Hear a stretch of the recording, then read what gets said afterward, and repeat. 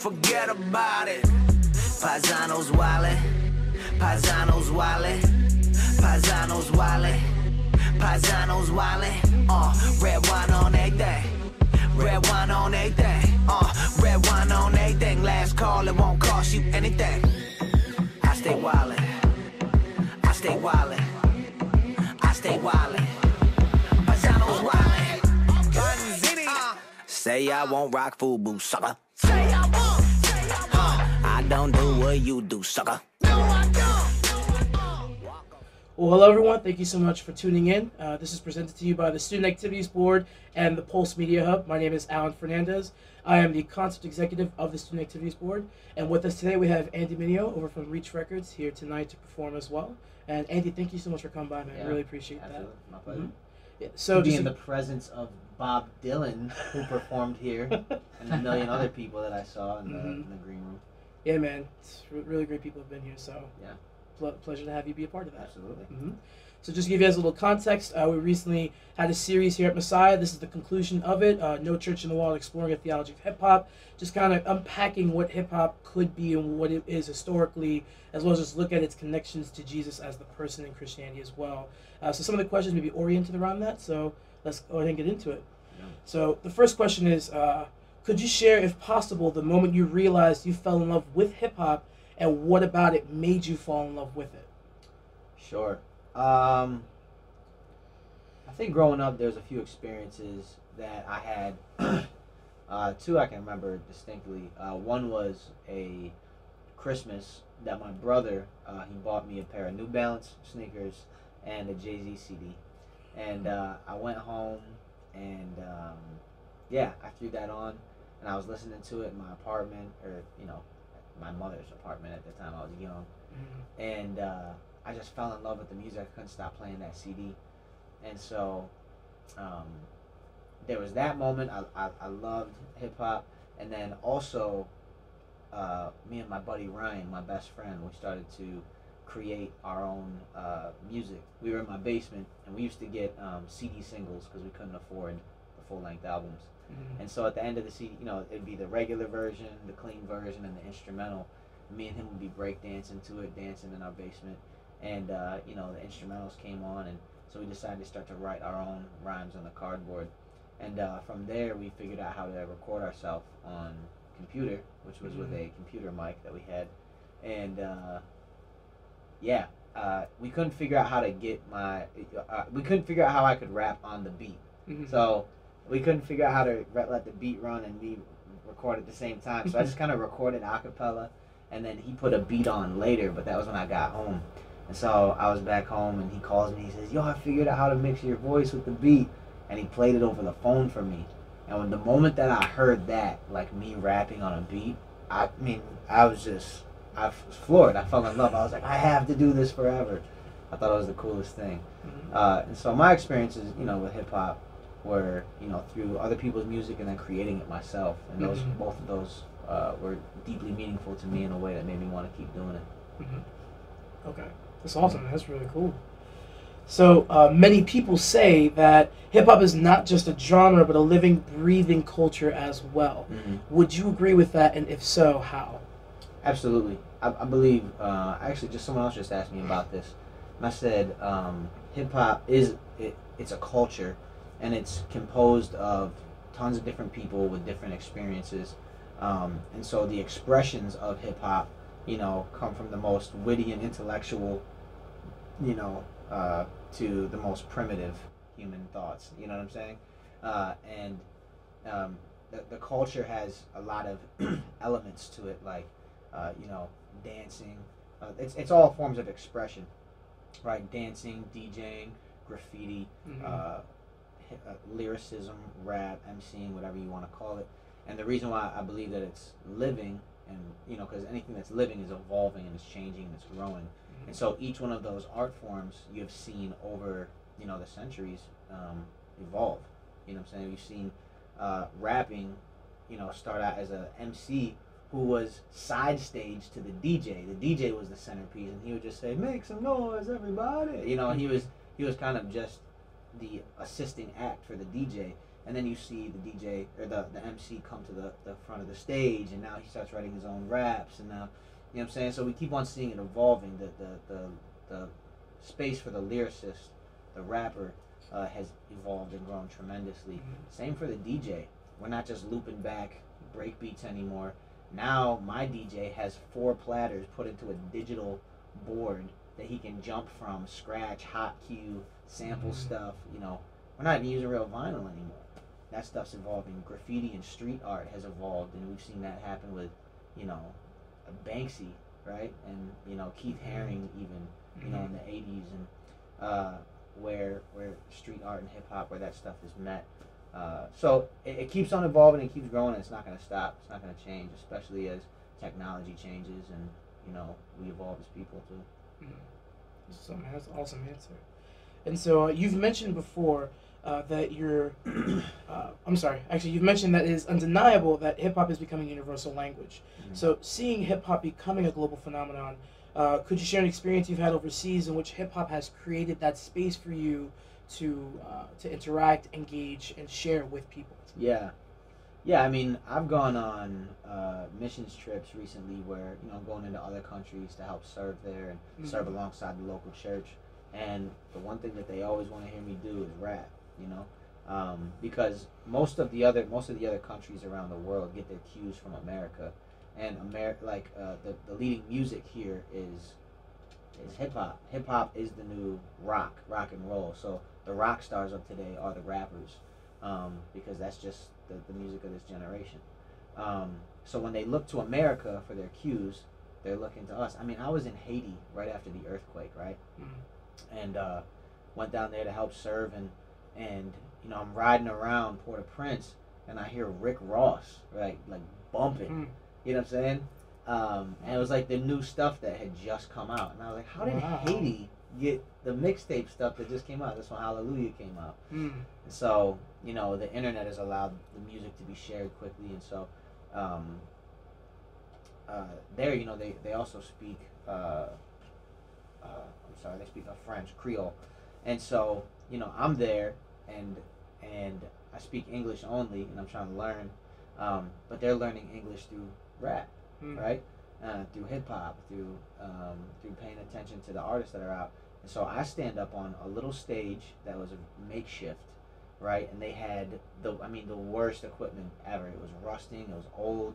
The speakers were, you know, twisted together by the wires. You know what I'm saying? And everything's makeshift. But I stood up there. My buddy started hitting the drum, and I started rapping. And you would have thought, like, the president was in the room. Like, it was just the eruption. It was crazy. Wow. And we started rocking so hard that all the lights cut out, you know, all the energy cut out, and they just wouldn't stop.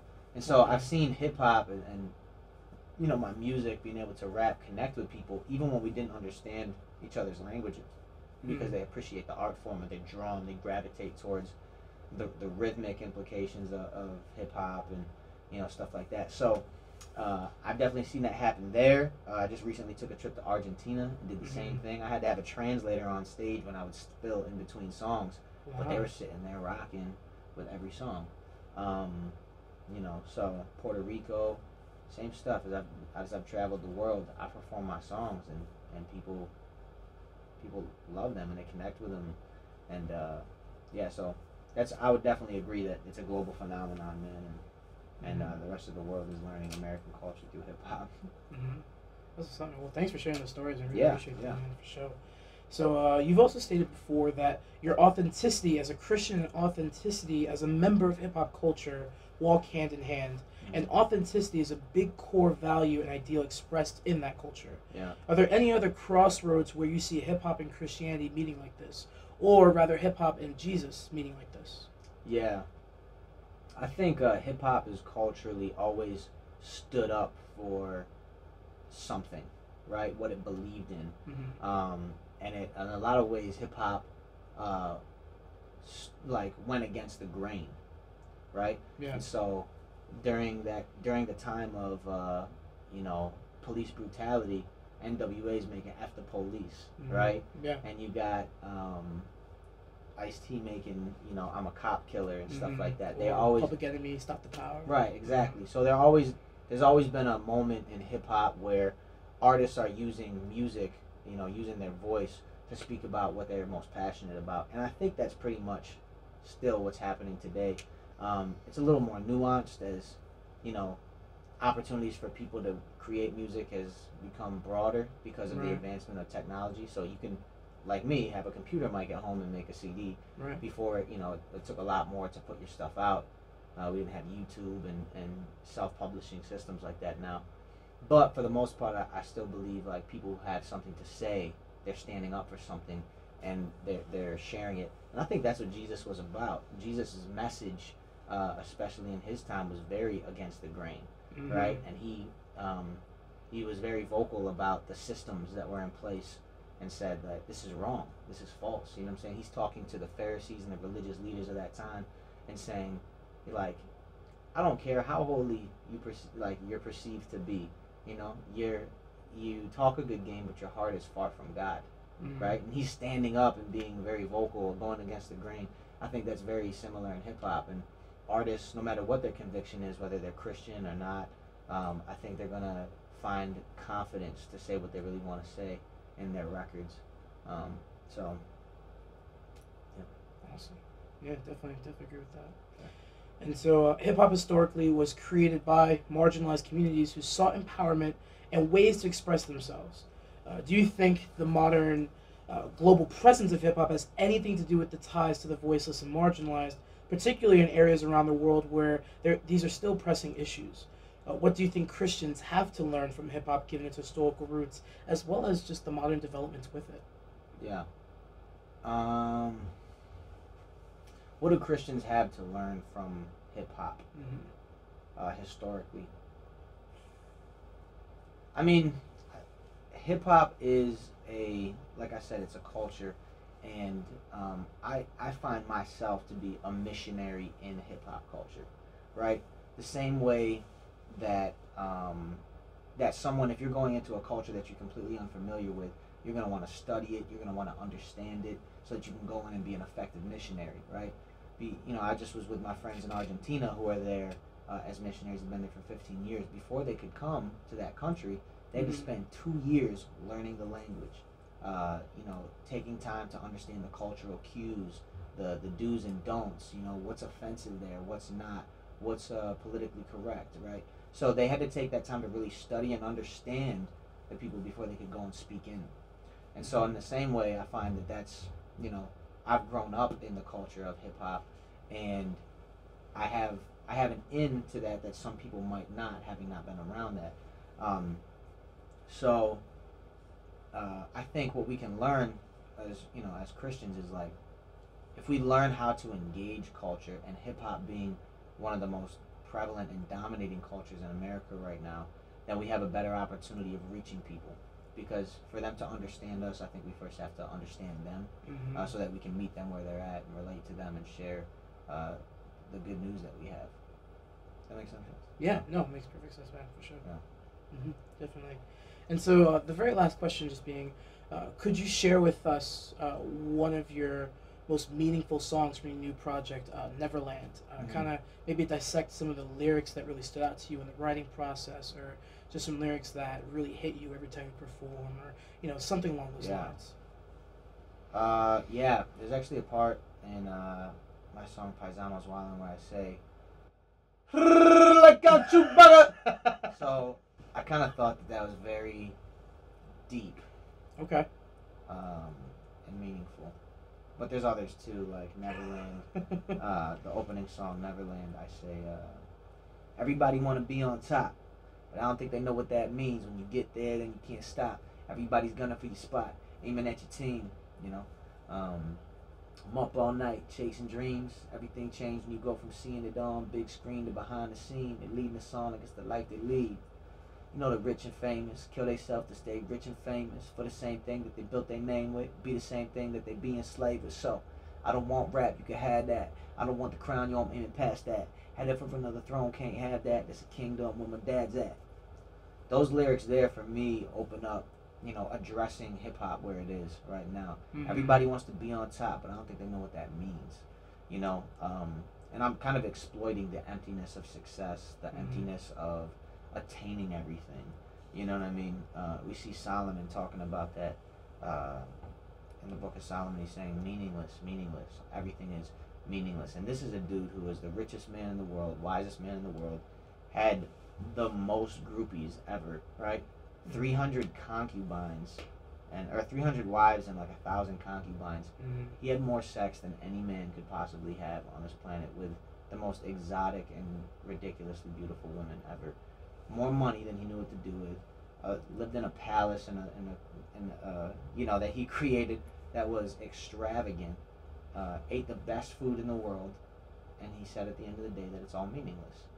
And so I think hip hop, the pursuit of greatness, is very like evident, right? When you hear records called like "Watch the Throne," like we're at the top of the game, we sit on the throne of hip hop. And what I address in those opening lines is like, everybody wants to be on top, but I don't think you know what that means. When you get there, then you can't stop. Everybody's gunning for your spot. They're aiming at your team. You know, even reaching the pinnacle of hip hop or success or fame or notoriety means that there's no time to relax and enjoy it, because the whole time you're there, you're trying to gun down other people who want to take your spot. There's no rest there. In the same way, I'm talking about, I don't want the crown, you know, I don't want the throne, yo, I'm aiming past that. I'm headed for another throne. You can't have that. That's a kingdom where my dad's at. Essentially saying, like, what's the point of gaining material success? You know, what's the point of gaining all these things in the world, materials and success, if at the end of the day, like, we can't keep it, you know, and it's unfulfilling. So I'm saying, I'm not aiming for that. I'm aiming past that. I'm aiming towards something greater, which is what I really believe is the hope that I find in Jesus, which is to say, no matter whether this life goes good or bad for me, I have somewhere that I'm going to spend eternity with my dad in a kingdom that will last forever, and I don't have to guard other people from taking it from me. See what I'm saying? So Neverland is a record that I think if you break open the lyrics, you study them, look at them, I'm communicating my worldview and the hope that I have, the supreme hope that I have in Jesus. Awesome. Yeah. Well, Andy, thank you so much. Sure. Really appreciate you coming down here again. Thank you guys for tuning in. Stay tuned. We're going to have a lot more interviews like this as the months go by. Thank you guys so much for tuning in. Have a great day. Waka flocka, waka waka. West side like I'm Tupac. West side.